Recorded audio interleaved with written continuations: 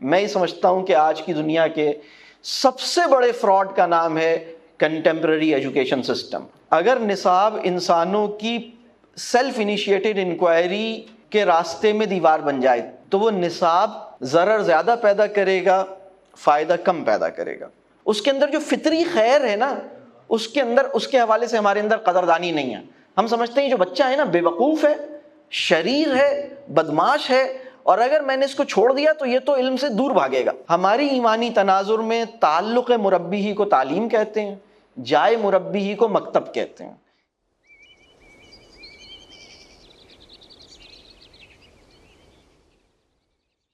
اللہم انا اسألک علما نافعا۔ رب کریم ہمیں واقعتاً ایسا علم عطا کیجئے جو واقعتاً ہمارے لیے مفید ہو، واقعتاً اس علم سے ہمیں خیر حاصل ہو، واقعتاً وہ علم ہمارے لیے سراسر نافع بن جائے۔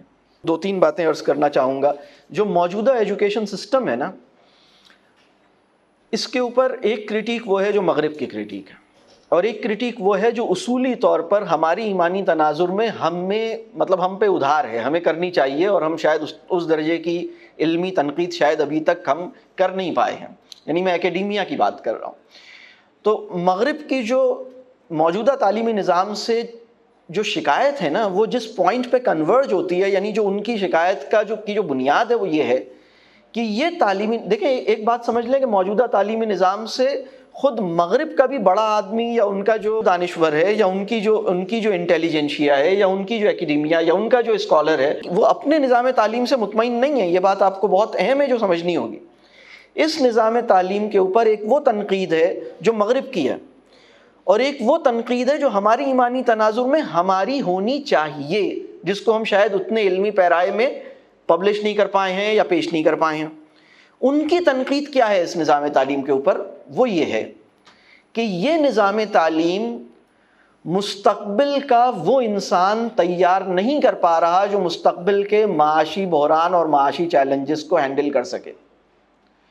ان کی تنقید کا دوسرا پہلو یہ ہے کہ انسان کے وجود میں جو ایک بہت قیمتی جوہر ہے جسے تخلیقی جوہر کہتے ہیں، اس کا کریٹو پوٹینشل، وہ اس نظام تعلیم کے اندر رسک پر ہے۔ اس کی نرچرنگ اس طرح نہیں ہو پا رہی جیسے ہونی چاہیے۔ تو اس کو یہ سمجھ آیا ہے کہ مستقبل میں جو انسان ہے اس کے اندر اس کا جوہر تخلیق جو ہے وہ غیر معمولی اہمیت رکھتا ہے، اور مستقبل میں یعنی مغرب کا جو انسانی مطلوب ہے، مغرب کے مستقبل میں انہیں اپنا مستقبل اس وقت زیادہ دکھائی نہیں دے رہا۔ مطلب مستقبل بینی کی جو صلاحیت 200 سال پہلے انسان کے پاس تھی وہ اس وقت بہت چھوٹی رہ گئی ہے۔ مطلب آج سے 800 سال پہلے کا آدمی 200 سال آگے دیکھ سکتا تھا، آج کا بڑا آدمی 20 سال آگے نہیں دیکھ پا رہا، اس لیے کہ ایک عجیب و غریب ایک رفتار بہت تیز ہو گئی ہے۔ دیکھیں مغرب کے اندر انسان کا بنیادی مسئلہ اپنی نوعیت کے اعتبار سے معاشی ہے۔ کسی بھی انسان کا سب سے بڑا مسئلہ، کسی معاشرے کا سب سے بڑا مسئلہ اپنی نوعیت کے اعتبار سے معاشی ہوتا ہے۔ ہماری ایمانی تناظر میں کسی انسان کا سب سے بڑا مسئلہ اپنی نوعیت کے اعتبار سے اعتقادی ہوتا ہے۔ ان کے ورلڈ ویو میں کسی معاشرے اور کسی انسان کا سب سے بڑا مسئلہ اپنی نوعیت کے اعتبار سے معاشی ہوتا ہے۔ مستقبل کی معاشی منظرنامہ جو وہ سمجھ پا رہے ہیں یا جس کو وہ امیجن کر پا رہے ہیں، جس حد تک بھی امیجن کر پا رہے ہیں، انہیں یہ نظر آ رہا ہے کہ اس میں جو انسان ان کے ایجوکیشن سسٹم سے پیدا ہو رہا ہے وہ اس اکنامک چیلنج کو یا اس کرائسس کو یا اس کے سلوشنز یا اس لائف میں وہ تو پیچھے فریز سنا تھا نا آپ لوگوں نے، سروائیول آف دا فٹسٹ۔ تو اب آگے یہ تو کچھ سمجھ ہی نہیں آ رہا کہ یہ جائے گا کہاں۔ اس کی انہیں بہت پریشانی ہے، اور یہ پریشانی یعنی آج کے لوگ تو اپنی جگہ کہہ رہے ہیں، ایلون ٹافلر بہت پہلے سے کہہ رہا ہے، اور بہت سارے لوگ کہہ رہے ہیں، مطلب اس کے اوپر نوم چومسکی بھی کہہ رہا ہے، اس کے اوپر بہت سارے لوگ اپنے بہت سارے لوگ کہہ رہے ہیں، مطلب ایک لمبی قطار ہے۔ مطلب کین رابنسن یہی بات کہہ رہا ہے، جان ٹیلر گیٹو یہی بات کہہ رہا ہے، اور بہت سارے، ایلفی کون یہ بات کہہ رہا ہے، فرینک اسمتھ یہ بات کہہ رہا ہے، کہے چلے جا رہے ہیں۔ مطلب کوئی بھی آدمی ان کے ایجوکیشن سسٹم سے مطمئن نہیں ہے جو ان کا بڑا آدمی ہے۔ اب ہم اپنے ایمانی تناظر میں دیکھتے ہیں کہ ہمیں اس تعلیمی نظام سے کیا شکایت ہے، یا اصولی طور پر ہماری شکایت کو کیا ہونا چاہیے۔ ایک بہت بڑا مسئلہ یہ ہے کہ ہماری شکایتیں اس تعلیمی نظام سے اصولی نوعیت کی ابھی تک نہیں ہو پائی ہیں۔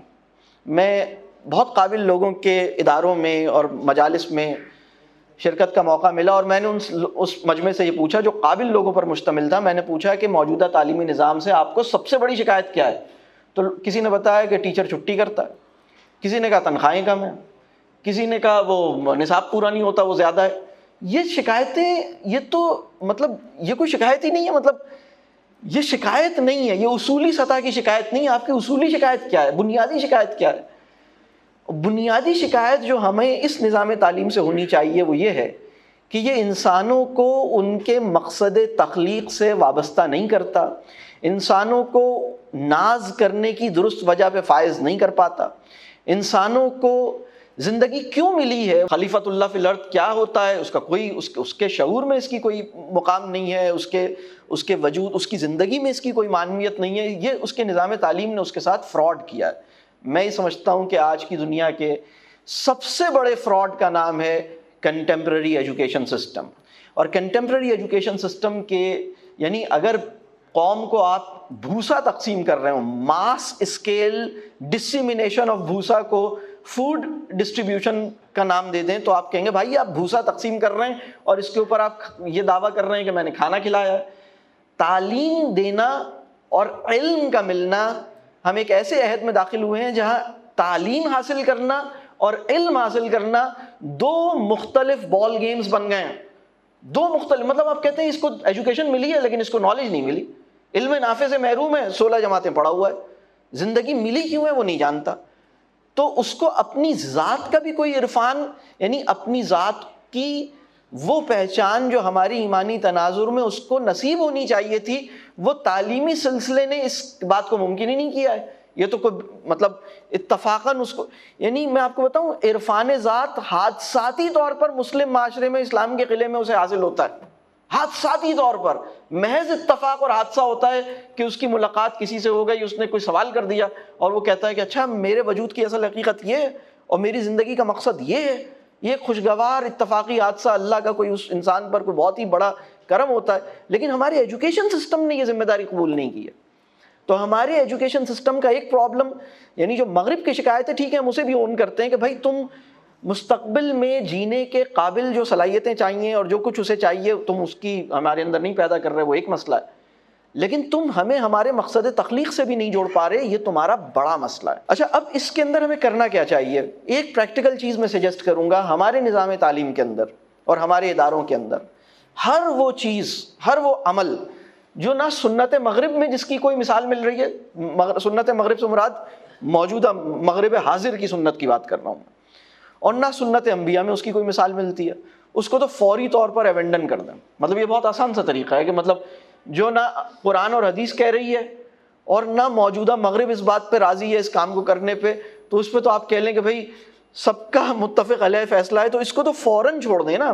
مثال کے طور پر جو ہم گریڈنگ کا سسٹم ہے، جو بچے کو اس زبان میں تعلیم دینا ہے جو اس کی اپنی نہیں ہے، اس کے والدین کی نہیں ہے، مثال کے طور پر بچوں کے اوپر جو ان کی خودی کو جو کہہ لیجئے ان کی سیلف رسپیکٹ کو جو ہرٹ کرنا ہے، ان کے جو سوالات کی جو حوصلہ شکنی کرنا ہے، یا امتحانات کا جو جبر ہے نا، مطلب امتحان کا جو جبر ہے وہ بہت زیادہ ہے، جو نصاب کا دباؤ ہے وہ بہت زیادہ ہے۔ اگر نصاب انسانوں کی سیلف انیشیٹڈ انکوائری کے راستے میں دیوار بن جائے تو وہ نصاب ضرر زیادہ پیدا کرے گا، فائدہ کم پیدا کرے گا۔ تو ایک انسان کی اپنی، انسان کے اندر، ہر انسان کے اندر رب کریم نے تلاش حق کی فطری جستجو رکھی ہے۔ اگر آپ اس کو حق اس طرح پیش کر رہے ہیں کہ تلاش حق کی فطری جستجو سپریس ہو جائے تو میں یہ سمجھتا ہوں کہ آپ اس کے ساتھ زیادتی کر رہے ہیں۔ میری بات سمجھ آ رہی ہے میں یہ کیا کہہ رہا ہوں؟ یعنی تلاش حق کی فطری جستجو اس کے اندر رکھی ہے۔ اب میں اس کو دیکھیں، ہمیں حق کو پیش کرنا ہے، ہمیں حق کو مسلط نہیں کرنا، یہ بہت اہم بات ہے۔ ہمیں جو خیر رب کریم نے ہمیں عطا کی ہے وہ ہمارے حال میں بھی اترے، ہماری قال میں بھی نکلے، ہمارے فعل سے بھی سرزد ہو۔ اور اگر میں ایسا بن جاتا ہوں اور میرا بچہ مجھ سے قلبی طور پر وابستہ ہو جاتا ہے تو یہ بہت غیر معمولی کام ہے۔ تو اس وقت میں یہ سمجھتا ہوں کہ ہمیں اس بات کا جائزہ لینے کی ضرورت ہے کہ ہمارے ایجوکیشن سسٹم کے اندر جو ایگزامس ہیں، جو کریکلم ہے، اس کے اوپر ہمیں اللہ کرے کہ بنیادی نوعیت کے سوال کی توفیق ہو، اور جو بالکل واضح نظر آ رہا ہے نا کہ مطلب حضرت معاذ بن جبل، ہم انہیں مطلب سمجھتے ہیں نا کہ بھائی وہ بہت بڑے فقیہ تھے نا، بہت بڑے، مطلب رسول اللہ صلی اللہ علیہ وسلم نے سوال کیا نا، یمن کا گورنر بنایا تو چند، اور وہ آپ واقف ہیں نا ان سارے اس مکالمے سے واقف ہیں. تو حضرت معاذ بن جبل کے کتنے نمبر آئے تھے؟ کون سا گریڈ آیا تھا؟ تو آپ دیکھتے ہیں کہ بھائی وہ ایک تعلق تھا، اس تعلق کی برکت تھی. ہماری ایمانی تناظر میں تعلق مربی ہی کو تعلیم کہتے ہیں، جائے مربی ہی کو مکتب کہتے ہیں. اس وقت ہم ایک ایسے عہد میں داخل ہوئے ہیں جہاں ہمیں عمارتوں کا شکوہ جو ہے وہ ہمیں متاثر کرتا ہے، اور ہم سمجھتے ہیں کہ ایک بہت بڑی بلڈنگ جس کے اندر بہت ساری فیسلٹیز ہیں، اس بلڈنگ میں داخل ہونے اور باہر آنے کے مسلسل عمل کو تعلیم کا نام دے دیا ہے ہم نے. اس سے ہمیں باہر نکلنے کی ضرورت ہے. وہاں مربی کوئی موجود ہے یا نہیں ہے، اس کو کسی بامانی فکری مکالمے کا موقع نصیب ہوتا ہے یا نہیں ہوتا، اس کے ذہن میں سوال پیدا ہوتے ہیں یا نہیں ہوتے، سوالوں کی قدردانی کا ماحول ہے یا نہیں ہے، یہ بہت اہم بات ہے. تو مطلب اس وقت تو دیکھیں، پریشانی کی بات یہ نہیں ہے کہ بچے کے پاس آپ کے سوال کا جواب نہیں ہے، پریشانی کی بات یہ ہے کہ رب کریم نے اس کے اندر اس کے ذہن کو ایسا بنایا تھا کہ وہ وجود باری تعالیٰ کے بارے میں سوال کرتا ہے، وہ بہت ساری چیزوں کے بارے میں جاننا سمجھنا چاہتا ہے. تو اس کو ان سوالوں کی مدد سے کسی بامانی مکالمے کے آغاز کی صورت پیدا ہو پائی ہے یا نہیں ہو پائی ہے. تو اللہ کرے کہ ہمارا تعلیمی نظام اس کے لیے کنڈیوسو ہو جائے. ایک بات آخری جو چھوٹی سی ہے، دیکھیے اس وقت دنیا میں جو بھی آبادی ہے وہ اللہ ہی کے علم میں ہے کہ صحیح تعداد کیا ہے، لیکن تقریباً جو جتنے بھی کئی ارب آبادی ہے، کوئی 7-8 بلین کی آبادی ہوگی جتنی بھی، یہ تمام انسان all of these people were originally Muslims. ہر انسان اللہ نے مسلمان پیدا کیا ہے. یہ سب کے سب 8 ارب، اللہ نے 8 ارب انسان جو اس دنیا میں موجود ہیں، ان سب کو مسلمان بنا کر پیدا کیا تھا. اس کے بعد وہ جو 1.8 یا 1.5 یا تقریباً 2 بلین کی آبادی ہے جو یہ دعویٰ کر رہی ہے کہ وہ مسلمان ہے، اللہ کرے کہ وہ اسلام کے راستے کی دیوار نہ بنے. اللہ کرے کہ وہ اپنے عمل سے ان لوگوں کو مطلب اس کو قریب لا سکے. تو اس وقت ایک معاملہ یہ ہے کہ ہر انسان کے اندر ایک فطری خیر ہے جو رب کریم نے رکھی ہے مسلمان ہونے کی حیثیت سے، انیٹ خیر ہے. ایک غیر مسلم بھی اپنے آپ کو اس انیٹ خیر سے ڈیٹیچ نہیں کر سکتا. وہ انسانوں کو معاف کرتا ہے، وہ بھوکے کو کھانا کھلاتا ہے، وہ بہت سارے خیر کے کام کرتا ہے. کیوں کرتا ہے؟ اس لیے کہ رب کریم نے، وہ اوریجنلی مسلم ہے. چونکہ وہ اوریجنلی مسلم ہے، وہ اللہ کا باغی بھی اپنے آپ کو، اپنے وجود کو اس انیٹ خیر سے، اس فطری خیر سے ڈیٹیچ کرنے میں ناکام رہتا ہے. اللہ سے لڑ رہا ہے، اللہ کا باغی ہے، اور اسی وجہ سے وہ معاف بھی کر رہا ہے، وہ رحم بھی کر رہا ہے، وہ بہت سارے، ٹھیک ہے، وہ چونکہ ہدایت سے بیگانہ ہے لہٰذا اپنی عقل سے بیوقوفیاں بھی کر رہا ہے، وہ الگ مسئلے ہیں، اس کے اخلاقی مسائل اپنی جگہ ہیں، اس کا ظلم اپنی جگہ ہے جو بہت بڑا ظلم ہے، لیکن اس کے اندر پھر بھی جو انیٹ خیر ہے وہ بہت اہم ہے.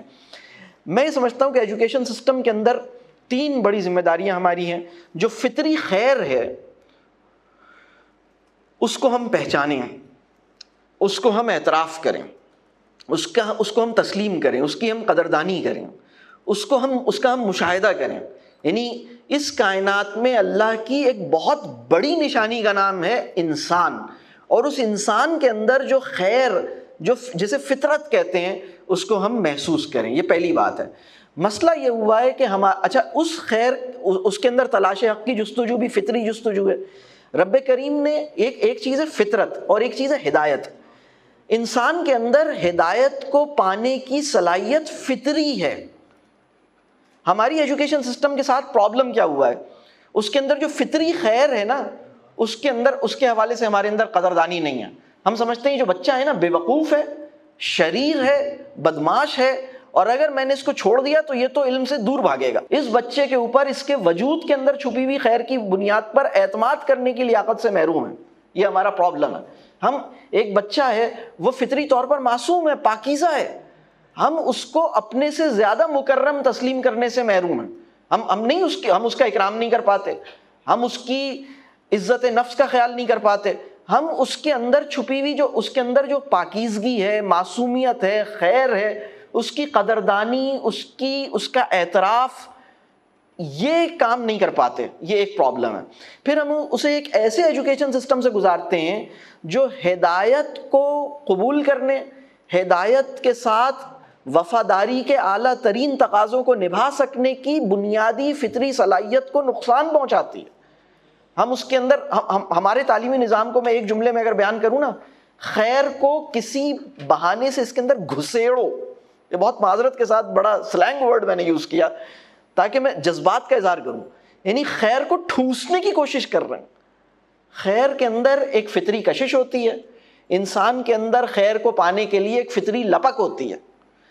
انسان کے اندر چھپی ہوئی جو فطری لپک ہے اور خیر کے اندر جو فطری کشش ہے، ان کے میگنیٹزم کو خود ہی ورک کرنے دیں.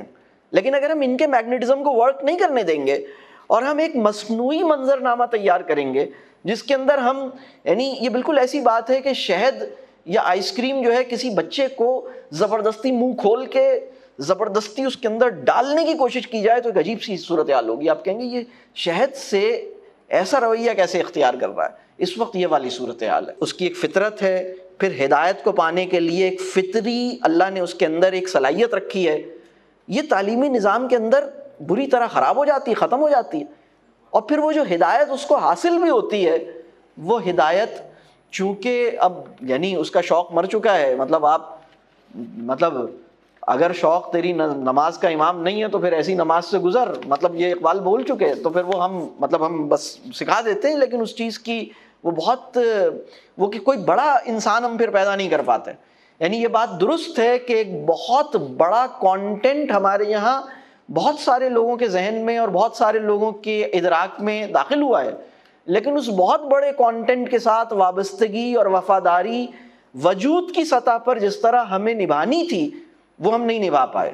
ہم قول کے غازی بنے، ہم وجود کی سطح پر اس کو، یعنی میں ایک بات آپ سے اور عرض کروں کہ منافق بننے کے لیے نا مسلمان ہونا شرط ہے. کافر چاہے بھی تو منافق نہیں بن سکتا. تو اللہ ہمیں معاف کرے، رب کریم ہمیں اس قابل بنائے کہ ہم اپنے اندر کے نفاق کو پہچانیں.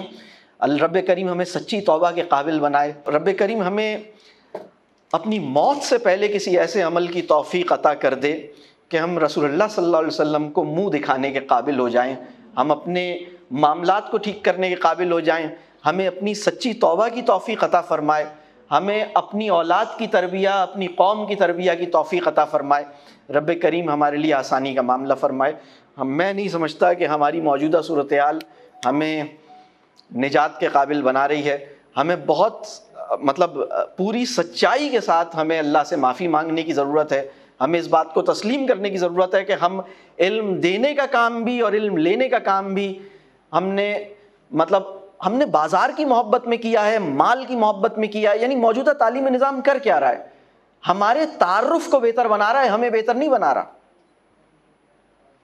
ہمارے تعارف میں اضافہ ہوا ہے نا. اب 16 جماعتیں ہو گئی میرے تعارف میں، یہ جملے ایڈ ہو گئے.